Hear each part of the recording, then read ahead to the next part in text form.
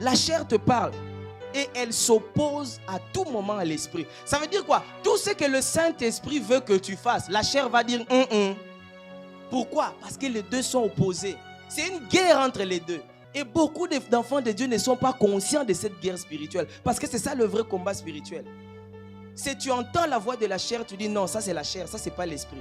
Et puis tu dis qu'est-ce que Jésus aurait fait dans ce contexte? Jésus aurait pardonné. Alors même si j'ai mal, même si je suis blessé, même si je suis trahi, même si je suis déçu, je pardonne. Pourquoi? Parce que c'est ce que la parole dit, c'est ce que l'esprit veut. La haine du péché est proportionnelle à l'amour de Dieu.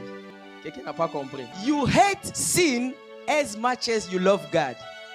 En d'autres termes, le péché que tu tolères aujourd'hui dans ta vie reflète le niveau de peu d'amour que tu as pour Dieu.